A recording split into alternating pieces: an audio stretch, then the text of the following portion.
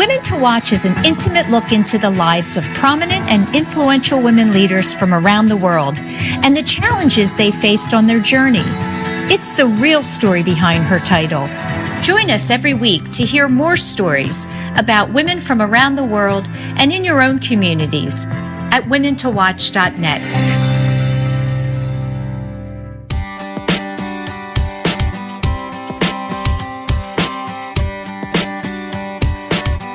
Hello, everyone, and welcome back to another week of Women to Watch. I'm Sue Rocco. Thank you so much for tuning in. Joining me in just a moment, this week my guest will be Erin McNamara Horvat. And Erin is the Senior Vice Provost for Faculty Advancement at Drexel University. As always, be sure to stay with us during the breaks where you'll hear from our exclusive watch team of corporate partners, bringing you news and information from their companies and organizations. And for all things Women to Watch, you can go to womentowatch.net. That's women, the number 2, watch.net, NET. So now I'm very honored and excited to welcome to the show, Erin McNamara Horvat. Hi, Sue. Hi, Erin. How are you doing? I'm great. Welcome to the show. Thanks so much for taking some time out of your busy day. It's a delight to be here with you. And especially, I was just thinking this morning, my gosh, it's September. The beginning of the school year is the busiest time. It is. Yeah, here at Drexel, it's a little suspended animation because we're on the quarter system. So our students don't come back till the third week of September. So we're still a little bit planning phase, but busy nonetheless. Well, I should remember that because my son, Christopher, went to Drexel. Oh, right. He did. And what an incredible education he got. I'm just such a fan of, what's the word for the co-op? Yeah. Co-op. Yeah. System is just so smart. Yep. Yeah. So listen, I want to start with your background and your the beginning of your story. And I wondered if you could just talk for a couple of minutes about the community, the neighborhood that you grew up in California. Yeah. So the neighborhood that I grew up in was a weird one in the sense that we lived in a house that was on top of a mountain that my grandparents had built. And so my community was really in school, which is an independent school about 20 minutes away. You couldn't get gas or buy milk unless you drove somewhere for 10 minutes from my house. So it was really kind of isolated. But I had a wonderful community in the school that I went to, and my family was really well known there. And I felt known and seen by the teachers. And it was small and intimate kind of grouping. Yeah. One of the things that I've been thinking about in anticipation of this interview is sort of what are some of the influences, and one of them was in that community, in that I grew up during a time when I was a little girl, and I would go to the soccer games for the varsity men's soccer team, which was the big team. When I was a little girl in second, third grade, there were cheerleaders who were there, and you wanted to grow up to be a cheerleader. By the time I was in high school, of course, Title IX had taken effect, and those women were on their own soccer team. And that was really important to my development. Yeah. Wow. What a great memory. Yeah. Have of that. Yeah. One of the things you talked about when we had our intro call was that you were surrounded by animals growing up. Yes, that's true. My mother, yeah. Yeah, what's the name of the city or town you grew up in? I grew up in Santa Barbara, California. Okay, Santa Barbara. Okay.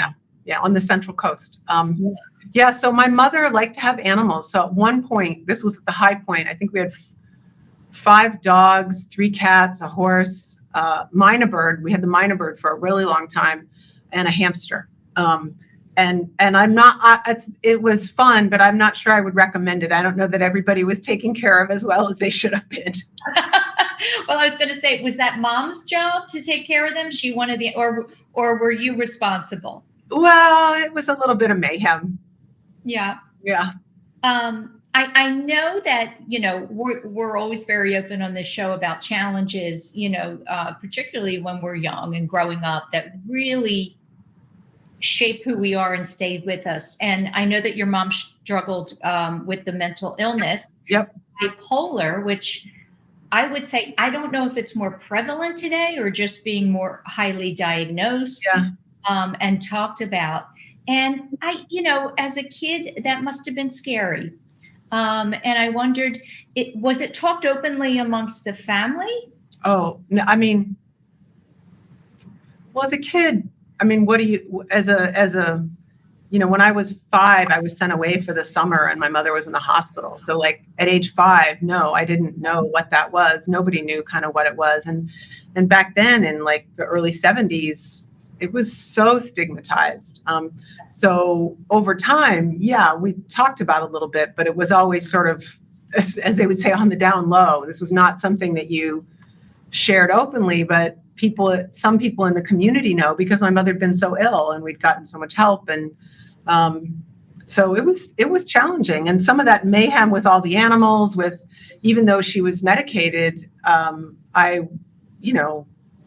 it was an interesting way to grow up. And I would say, like most things, has given me some of the strengths that I have, but also some of the insecurities, liabilities, the things that have been things I've struggled with during my life. Yeah. Yeah. I wonder if I imagine you were kind of never knowing what you were going to walk into. Yeah. Never knowing what you were going to come home to. How does that affect how you make decisions as an adult? I think that I have a higher tolerance than average for ambiguity. So I am more comfortable saying, well, we'll figure it out than some other people. And in terms of decision making, I think that means I'm more willing to sit in the indecision until the right decision can be made. Like there are some people who sort of rush to decide because they can't manage the insecurity or the ambiguity. And I think I'm more comfortable with that. In my personal life, it's made me really desire and seek out stability. And that's something that I value, that I wanted to provide for my children, sometimes more successfully than others. And look, at the beginning too, I said that I got some strengths from that and some challenges, and there was some joy in the mayhem. I mean, sometimes when you came home and mom was high and you, not high as in smoking anything, but just was manic. Yes. It would be really fun. Like she's, let's do this, let's do that. And as a kid, you don't know what that is. And so that was kind of fun. Of course, then when the crash comes, that's really not fun and you don't understand what that's about. But there were some really fun times too, that were not crazy, but that were just fun. Yeah. I thought it was great that at one point you told your dad you wanted to be the president of the United States of America. Yeah, I did. I would think it was in 7th grade or something. Yeah. Yeah. At 8 years old, that to me, I mean, that's real. I don't know that I ever said that when I was little. I think that shows quite a bit of confidence to say that's leadership. I want to be in charge of the United States of America. Yeah, well, I think that's what leadership is in some ways, is saying, yes, I'm going to raise my hand and say, I can do a good job at that. And I think as women, we're not given as many opportunities to do that or are as empowered to do that. And in truth, in that story, my dad said, well, I don't know, instead of, yeah, you can do that, it was, well, there's never been a woman. And I don't know. And granted, I mean, there hadn't been, and we didn't even have a female vice president yet, or somebody running or anything. I mean, it was pre-Geraldine Ferraro, for God's sakes, So, but I do think there's somebody that I've worked with who says, when we're looking to hire, they say, well, these people have raised their hand and said they want to do it. And I think that's one of the first steps of leadership is raising your hand and having the confidence to raise your hand and say, yes, I want to try. So you look for that in others. I do. I look for people. I would say, don't take this the wrong way, but I would say in some ways I'm an awful boss because I don't want to micromanage anybody. I want to hire people and say, you learn this job, so you do it better than me. I don't want to do your job. I'm here to support you. I'm here to empower you, but I am not here to tell you what to do. Yeah, I think that's a characteristic of a great boss, actually. the old way was the old way, right? Yeah, yeah, I think that's true. But that it makes some people uncomfortable, and I have to be I'm trying to be very open with people about like, look, I'm not. Yes, I will try to be very articulate about my expectations for you, but don't look for a to-do list from me every day, because it is not coming. Yeah, you got to figure it out. You have to figure it out, and I want to harness all of your smarts and all of your insight and intelligence. That's why I've hired you, not so that I can tell you to do what I think we ought to do. That's just a waste. You're in education. Before you decided and made that decision, that's what you were going to pursue. Did you have other interests or any other ideas or thoughts about what you might do? I think I always wanted to be in the helping profession. So I come from a family of physicians. My father is a physician, and both of his parents, his mother and his father, were physicians. So my grandmother, Your grandma. yeah, she was one of two women in her medical school class, was like the only doctor left in Santa Barbara during World War II when all the men went to war. So I had, a role model in her. And I think I always wanted to be in the helping professions. I think my father would have been happy if I'd gone to medical school, but that wasn't my path. So I did think about being a psychologist, and I studied psychology as an undergraduate. But I realized I really like organizations.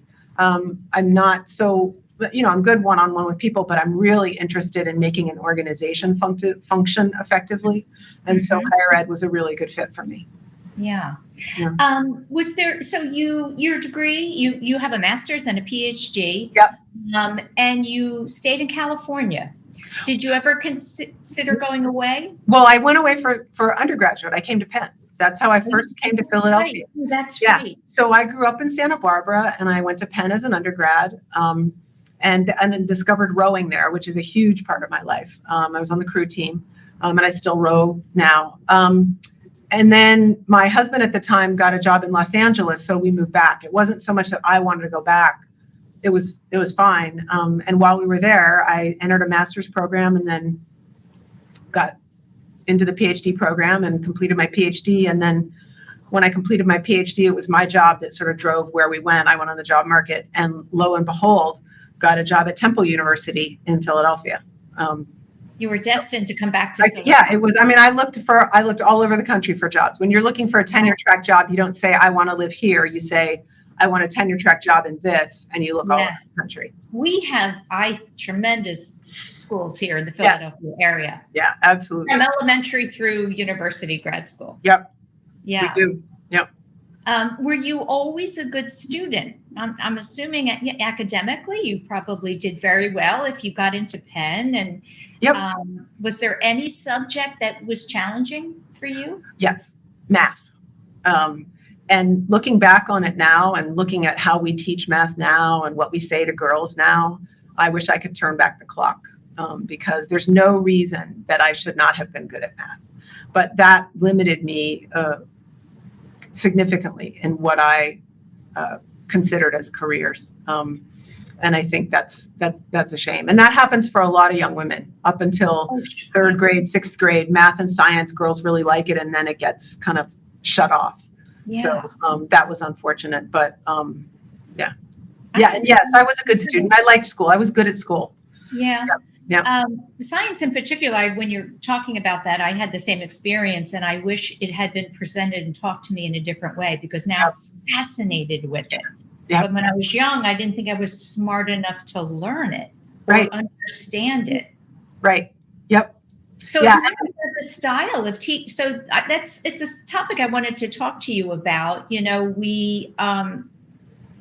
There's much more scrutiny of our education system today than there was when we were growing up, and rightfully so. Yeah. And I think about myself often that I very much learn a different way from the teacher standing and talking or preaching, and that wasn't connecting for me. And when you look at the education system today, I'd love to know where you think we might be headed as far as the standard 4-year university model, and all these other options that are out there. Yeah, that's the $64,000 question for higher education, right? Yeah. How and why are we still relevant, and what do we offer? These are just my thoughts. I want to be clear that I'm not representing Drexel here, though Drexel may appreciate these. I think that there's going to be a growing differentiation between those young people who have a real and authentic undergraduate experience, real life with a professor, with a teacher, with students, with colleagues in a classroom, and those who do not. I think that you can learn a lot virtually. I think you can learn a lot hybrid and online, but I don't think that you will have there's no equal sign between that and a authentic, connected, meaningful, real world experience that you will get in a bricks and mortar institution. And collaborative, right? And collaborative, all of those things. What we're seeing with students coming back from the pandemic, and this is going to have a very long tail, right? These young, is that students come back to class and literally don't know how to talk to each other. They get put in small groups to do group work, and they look down at their phones and don't know how to connect. And, so I think the ability to communicate, to collaborate, have always been important, are going to be more important, and are things that you will learn much more effectively in an in-person environment. That may have, we all have to understand virtual. We need to understand artificial intelligence. We need to understand how to do what we're doing today with Zoom cameras. Yes, we need to understand that, but it does not replace human interaction. Yeah.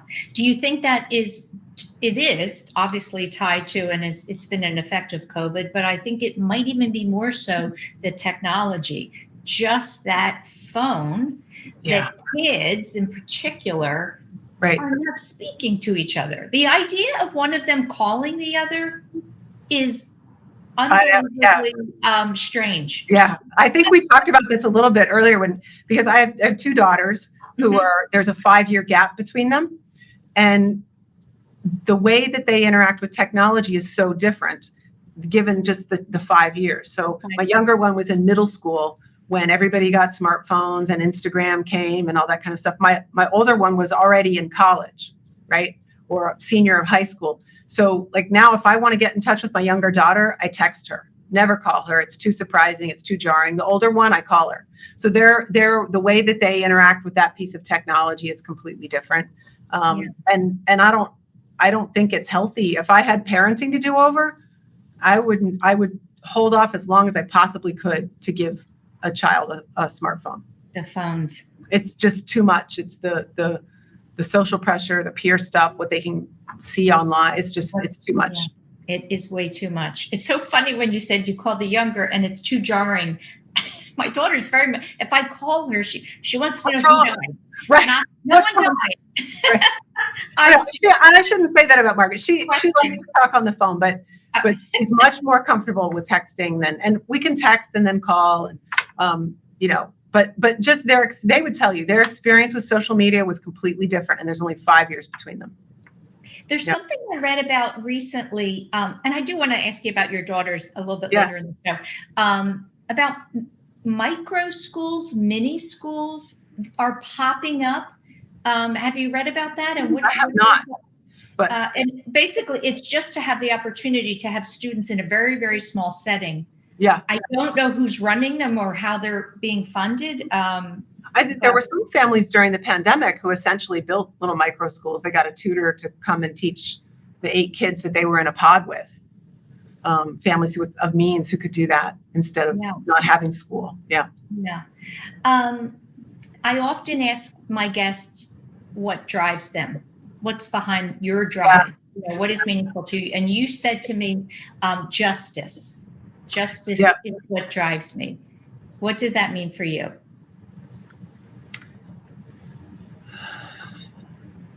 I want everyone to have a fair shake at being all that they can be, being their best version of themselves.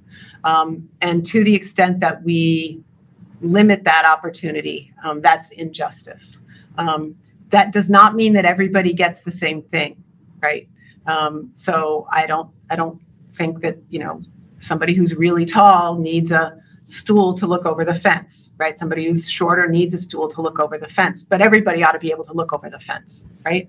And so I think that providing those opportunities and those resources and tools and so forth to especially children so that they can develop and grow into the person that they were meant to be with the gifts that they have that they can share with the world is what's really important to me. Yeah.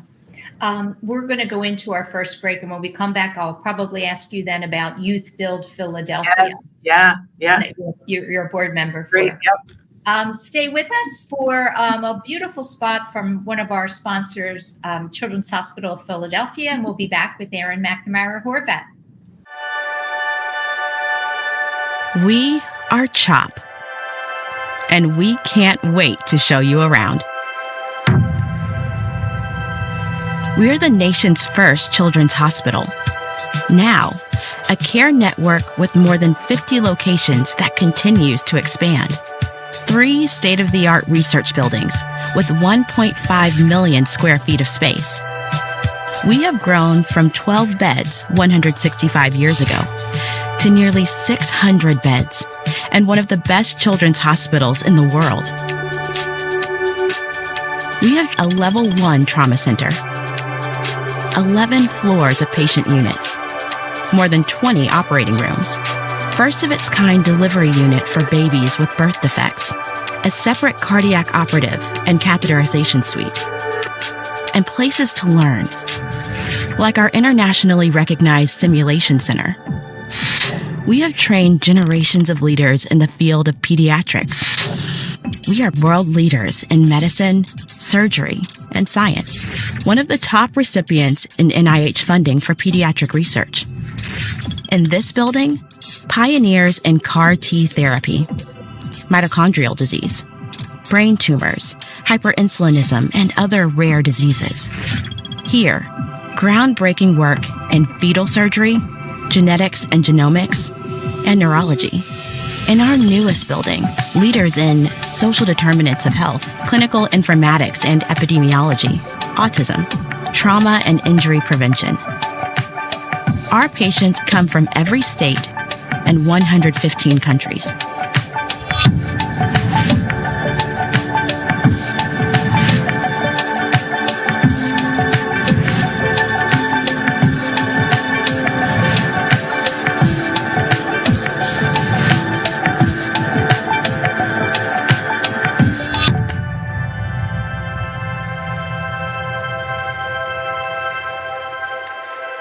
Meeting these challenges requires the best and the brightest.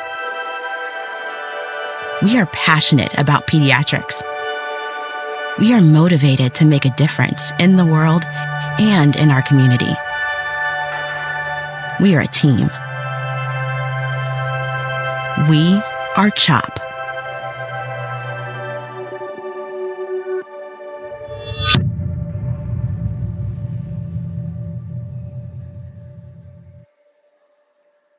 Do you stream on a Roku, a Fire Stick, Google TV, or Apple TV? Now you can watch 6ABC 24/7 with the 6ABC Philadelphia streaming app.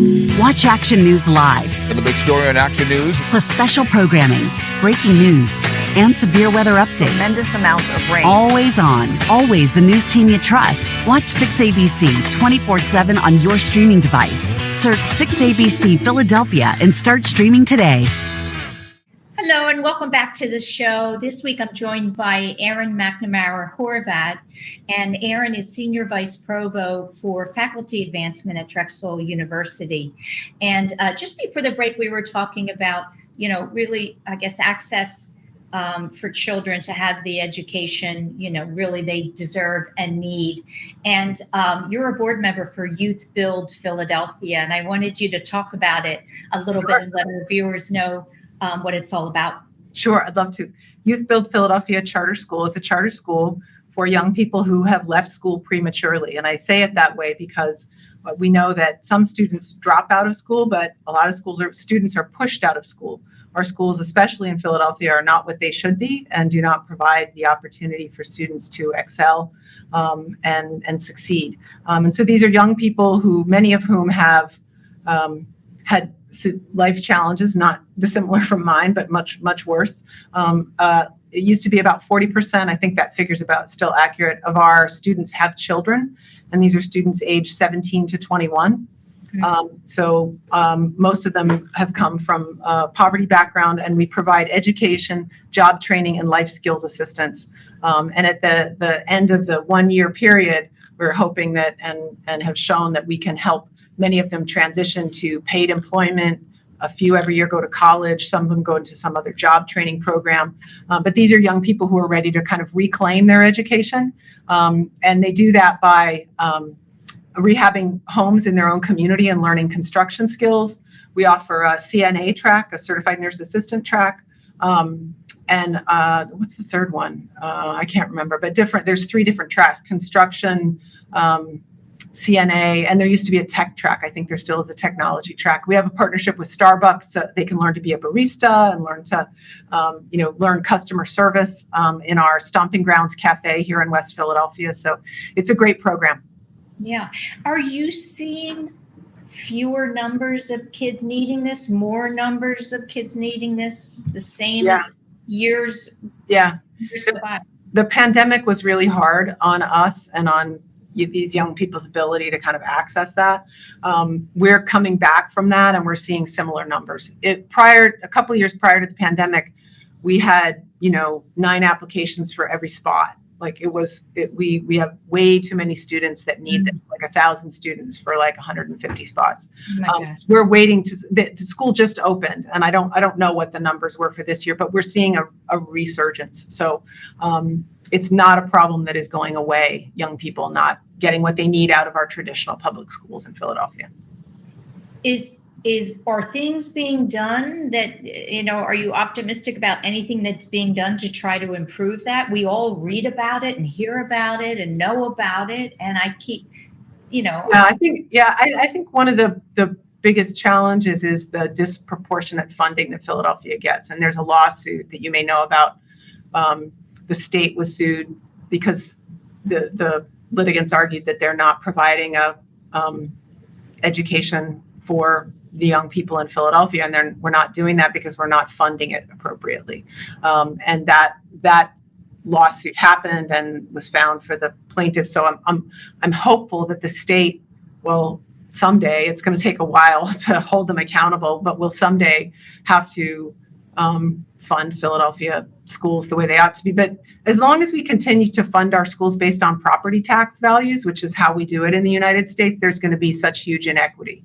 Homes in Lower Merion are worth a lot more than homes in Kensington. And so they're going to be able to raise a lot more money for their schools. And as long as we are okay with the fact that we're going to fund some schools at, $20,000 a year per student and other schools at 12, we're going to see disparities.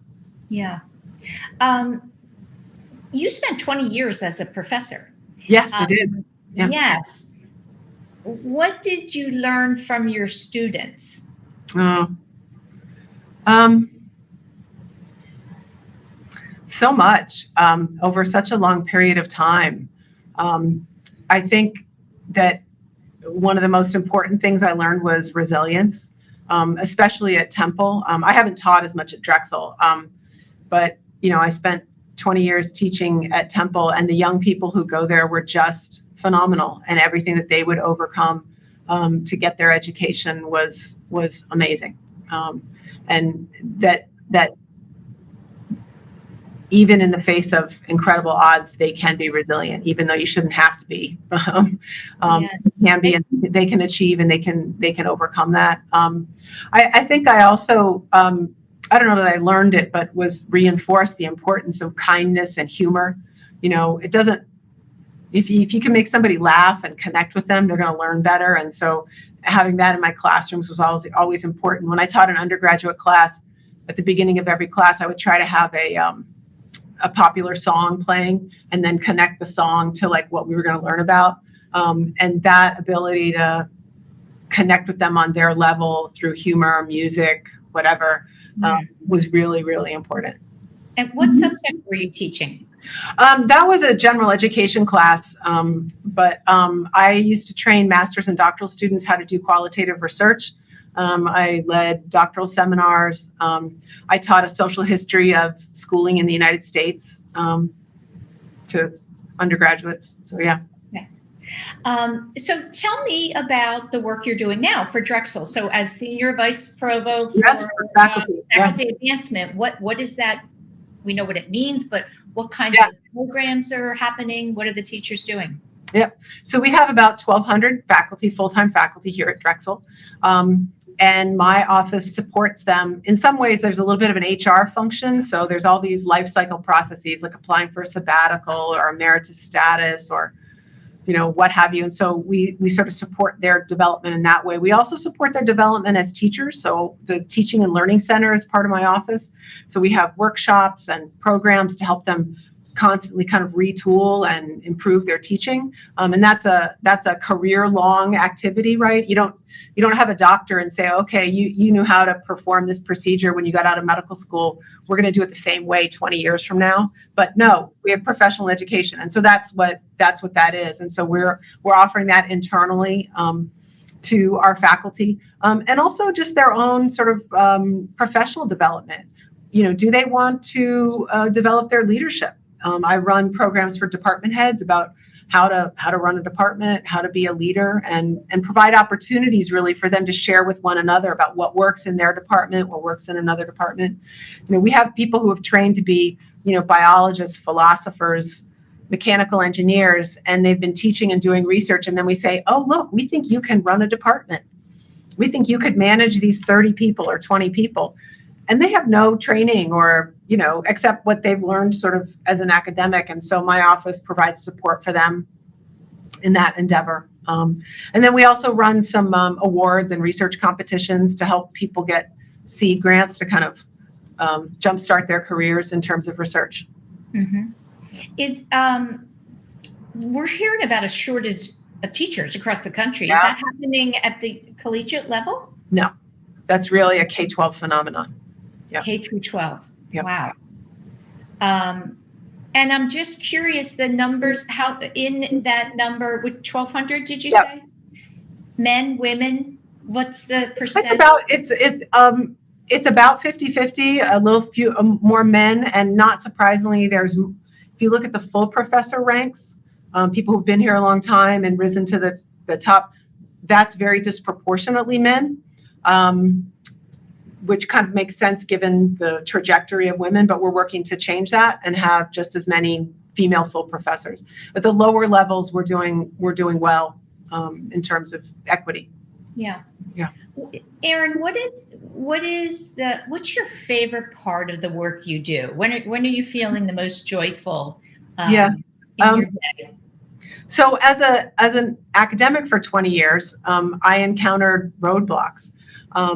One of the first was when I had my second child before getting tenure, and there was no plan as to what do you do when somebody gives birth? Like, can you stop the tenure clock? What do you do? Do you get more time because you have to take care of a child, a baby?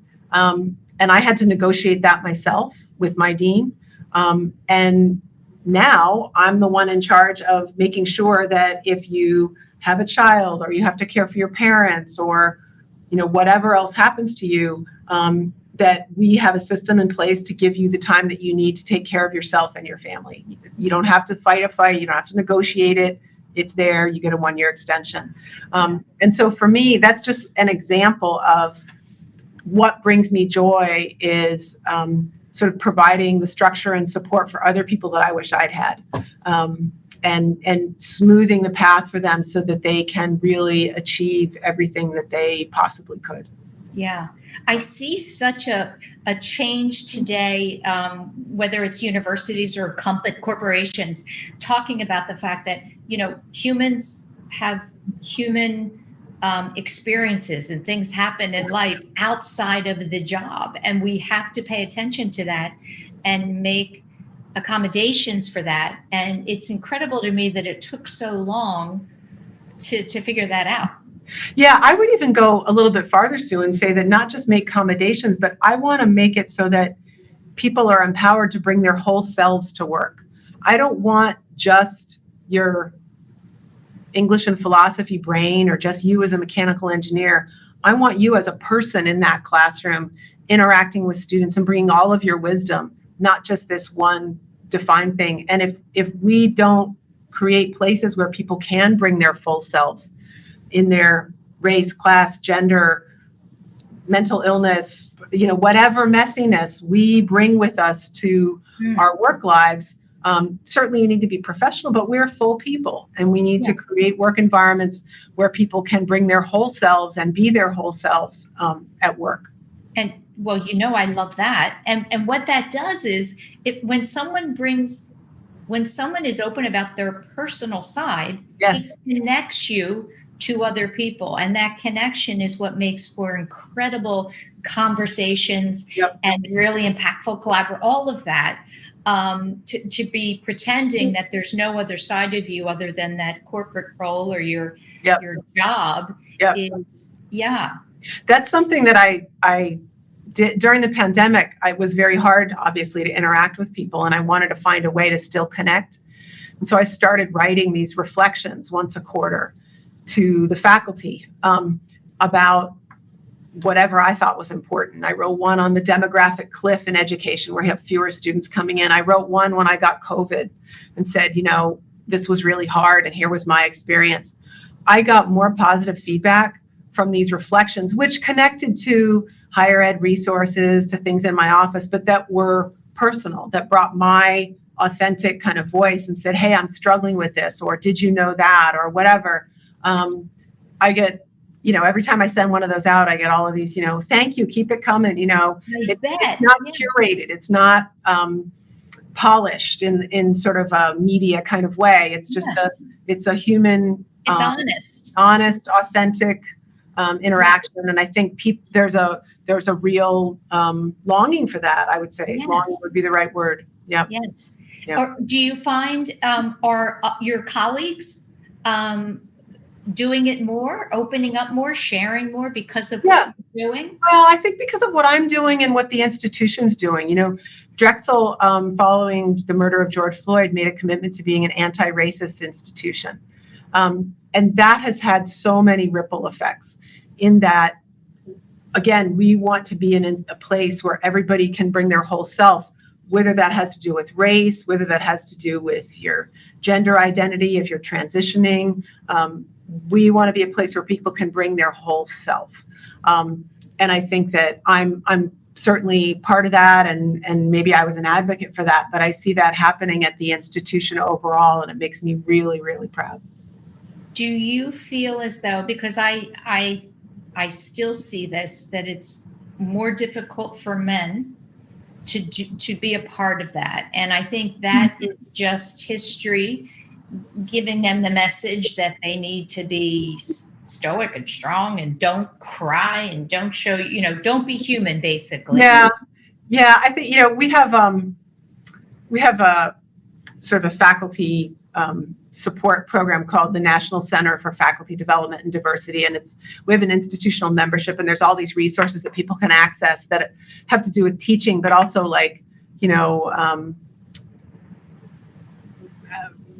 work-life balance and all kinds of things. Women access those resources way more than men. I think because they're more open and more willing to say I might need some help, but that also comes with sort of self-awareness about what they need. And so there is a little bit of a gender difference. But I would say that one of the biggest things that the men here at Drexel have done for me have been sponsors and allies to me. I have male colleagues. Oftentimes I'm the only woman in rooms still, less than before. Yeah. But I have a few male colleagues who will always say, well, Erin, what do you think? To make sure my voice is at the table. If I'm trying to get in, they'll see I'm trying to get in. They'll say, Erin raised her hand, whereas somebody else would talk over you or what have you. So I think that, yes, there's men who have a harder time kind of getting with the program, so to speak, but there are also men who are fabulous allies and sponsors and have the same desire that I do and that we all do to have everybody be full participants in the organization. What's the most challenging part of your job? I'm thinking, because this is the first time in 3 years that I haven't had 3 jobs or 2 jobs. I'm only doing faculty advancement. When we originally spoke, I was also serving as interim dean of the School of Education. I've also overseen undergraduate affairs. So I think that, during the time that I've been here, the hardest thing has been having the time and energy and bandwidth to do all the things that I've been asked to do or want to do. Okay. Right now, I feel pretty well resourced, and as though I have the time and personal energy to do what I'm being asked to do, and that's really wonderful. I think one other thing that's hard is figuring out how to stand up for myself and others in a way that is can be heard by other people. It's one thing when you're in a meeting to say, you didn't listen to so and so. If you can do that with humor, or you can do it in a way that people can accept it, it's way better than if it's angry, strident, tearful, whatever. Not that those things aren't okay, but figuring out, as women have to, how to do it so other people can hear it and accept, what you're trying to get them to see. That's hard. That's a real balancing act. And is your, I don't want to say tactic, but the way you go about, your leadership role, sounds like it is using humor, sharing your full self so that people feel safe. Yep. Right. And then are open to suggestions and conversation about work. Yeah. Creating places where people feel safe is incredibly important. Yeah. And then it opens the door to a real authentic conversation. Having said that, there are some times where I'm not willing to wait, or I'm not willing to kind of stand down, and I will just say, no, that's wrong. We're doing it this way, or, without kind of massaging it. And I think that that's okay too. Right. When necessary. Yes. When necessary. Yeah. And that's a strength, that you have to have. I think if you're leading people in any, in any arena, somebody sometimes has to take charge.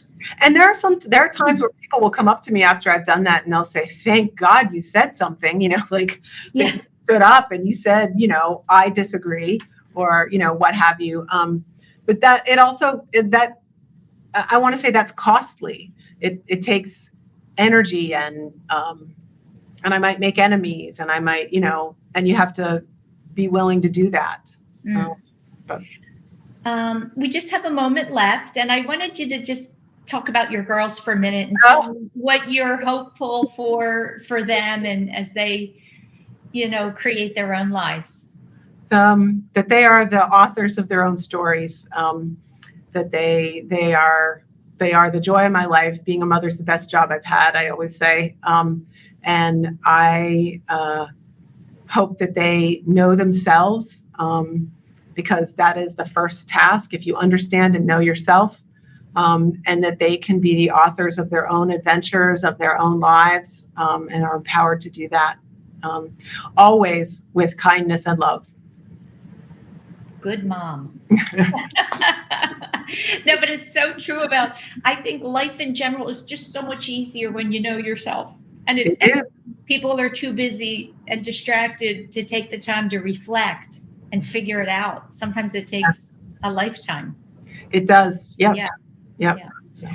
But Erin, I really enjoyed our conversation, and I appreciate you taking some time to come on and share your story openly and with some wonderful inspiration around the field of education. Sue, thank you so much for having me. It was just a delight. Thank you.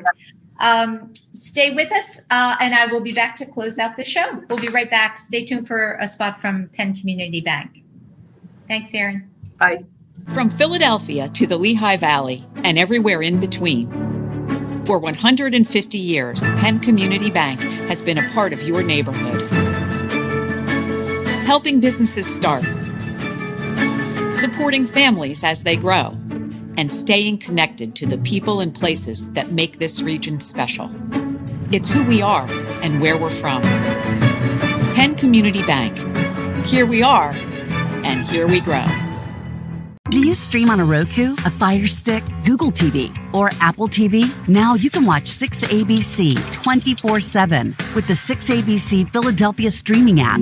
Watch Action News live. And the big story on Action News. Plus special programming, breaking news, and severe weather updates. Tremendous amounts of rain. Always on. Always the news team you trust. Watch 6ABC 24/7 on your streaming device. Search 6ABC Philadelphia and start streaming today. That's it, everyone, for another week of Women to Watch. Thanks so much for joining me. And stay tuned for my interview next week with Natalie Norcross. Natalie is the founder of a design partnership. Thank you, as always, to Helm Creative and Brian, our producer. And for all things Women to Watch, be sure to visit womentowatch.net. Have a great week, everyone. We are CHOP, and we can't wait to show you around. We're the nation's first children's hospital. Now, a care network with more than 50 locations that continues to expand. 3 state-of-the-art research buildings with 1.5 million square feet of space. We have grown from 12 beds 165 years ago to nearly 600 beds and one of the best children's hospitals in the world. We have a level 1 trauma center, 11 floors of patient units, more than 20 operating rooms, first of its kind delivery unit for babies with birth defects, a separate cardiac operative and catheterization suite, and places to learn, like our internationally recognized simulation center. We have trained generations of leaders in the field of pediatrics.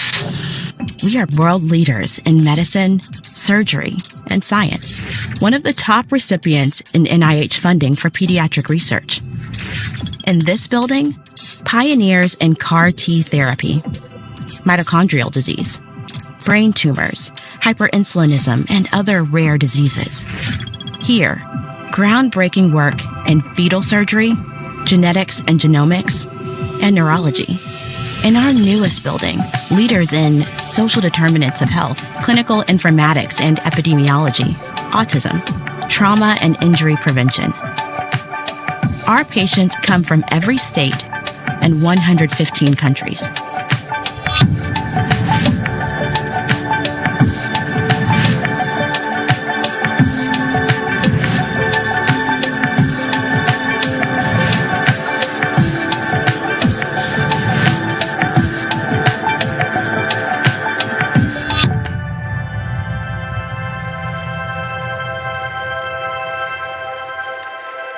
Meeting these challenges requires the best and the brightest.